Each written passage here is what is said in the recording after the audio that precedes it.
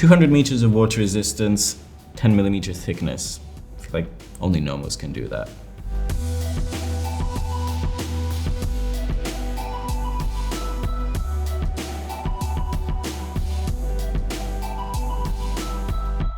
Hello once again everyone, welcome to Time+Tide. My name is Borna and today we're looking at Nomos, but not Nomos as you might expect it. You might know them as makers of fine, slim, dressy Bauhaus style watches, but you might not know Nomos as makers of dive-capable watches. Now of course, Nomos being Nomos, I know I've said Nomos a lot in this intro, they can't just slap a diver's bezel on a tangente and call it a day. What they've done here is keep their very well-known Bauhaus school style and still produce a watch with remarkable water resistance and remarkable slimness. So let's get deeper into it. The two watches we've got for you here today are the Nomos Ahoi Atlantics. We've got the larger Atlantic date and the smaller one that I've been wearing, the Ahoi Pneumatic Atlantic. Now, let's start with the larger one here. We've got a 40.3 millimeter diameter with a 50.5 millimeter lug to lug and a 10.8 millimeter thickness. You've got a 20 millimeter lug width and a very nice weight of 69 grams. Now, this one is powered by the WR 5101 movement. It is an in-house movement. It is an automatic movement featuring 42 hours of power reserve. And it is one of the remarkable things that allows this 200 meter water resistance capable watch to be as slim as it is. Moving on to the smaller of the two, and the one that I've been enjoying wearing for the past couple of days, is the Pneumatic, or the Ahoi Pneumatic Atlantic. We've got a 36.5 millimeter diameter and a 45.5 millimeter lug to lug with an even slimmer thickness of only 9.8 millimeters. The lug width on this one is 18 millimeters, so you find it plenty easy to swap onto other straps with a weight of 52 grams. So getting the specs out of the way, the Pneumatic is powered by the WW 3001 movement, which is once again an in-house pneumatic caliber with the patented Nomos swing system, which is Nomos's proprietary escapement, also featuring a 40-ish hour power reserve. So both of these will once again be capable of 200 meters of water resistance, which is simply remarkable when you look at them.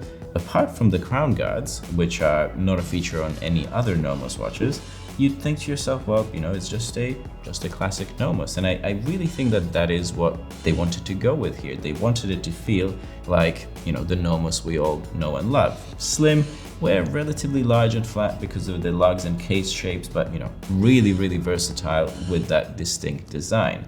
The Ahoi that we're looking at today wears particularly flat on the wrist, and that is mainly thanks to the lugs. You can see from the profile that they jut out at the very top of the mid case, just below the bezel, and then sharply curve down at a 45-degree angle. However, they don't sit below the case back, they sit right at it. So even on my 6.1-inch wrist, regardless of really wrist size, you'll always have a bit of space between the top of the lugs and your hand.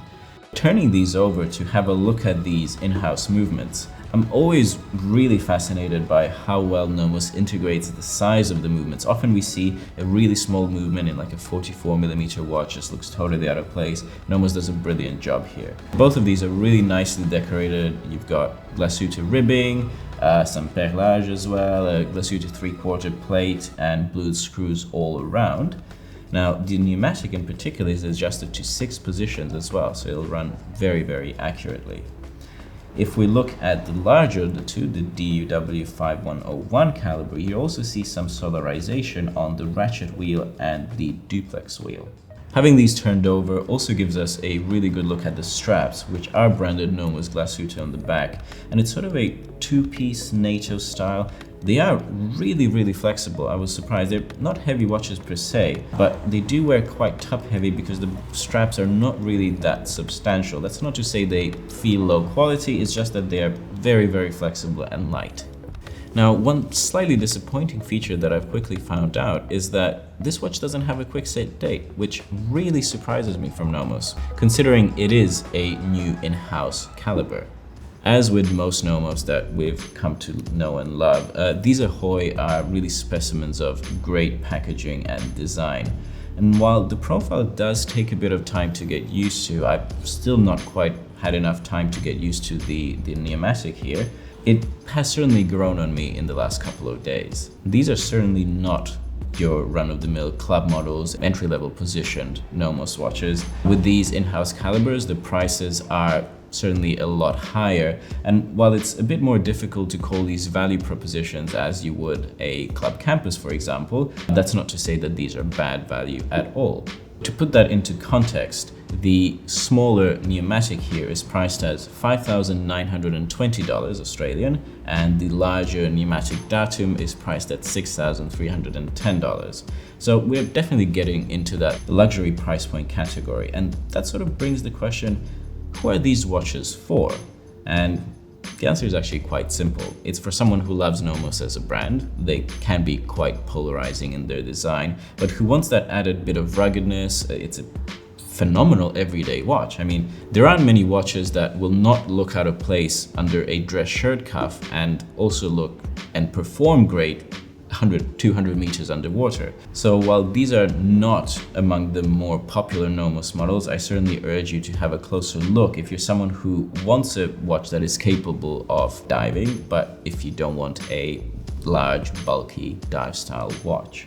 Having said that, what do you think of these? Tell us in the comments, tell us what you're wearing, and as always, don't forget to like and subscribe.